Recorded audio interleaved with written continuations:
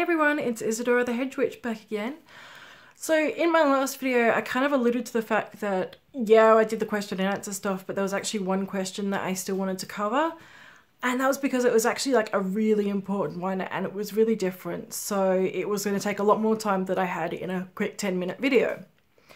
So one of the questions was especially regarding the banishing spells that we do, and I have like the banishing spell kits, and they were saying, with the banishing spell, what happens with the karma of such things? For instance, if somebody is causing you problems in real life, it's to use against them, but how does that affect you as far as karma goes? So this was a really cool one, because the way the banishing spell is set up is that it won't actually cause harm to the other person. All it is there for is to ward them off and ward off their horrible behaviour and ward off any attacks against you. So what you're doing is banishing them from your life without actually harming them. It's a very important thing because especially like a lot of Wiccans tend to follow the threefold law, and there's this idea of karma and everything. So obviously you don't want to go around doing any bad magic against somebody else, because then it has the possibility of coming back on you. Not the ideal thing to do.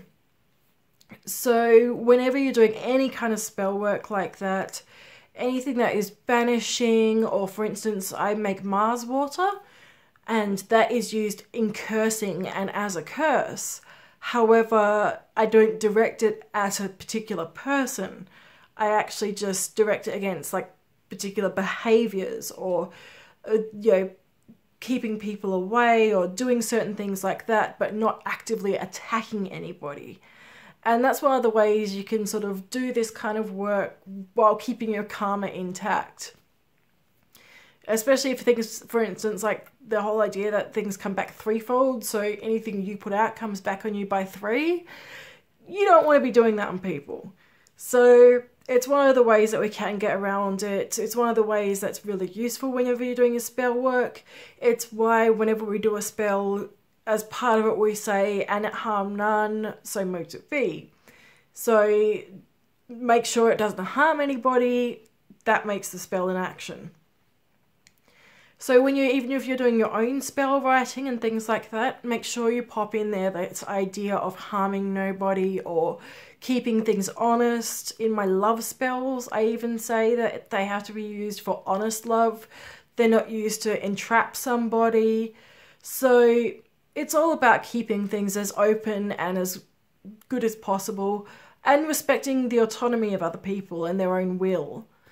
So just make sure you're pretty careful with the spell work like that. But I can say for any of the spell work that we do, like even the black salt and everything like that, all of that is to just ward people off or ward behaviours off. It is not ever to attack somebody or hurt them or make them do anything unpleasant.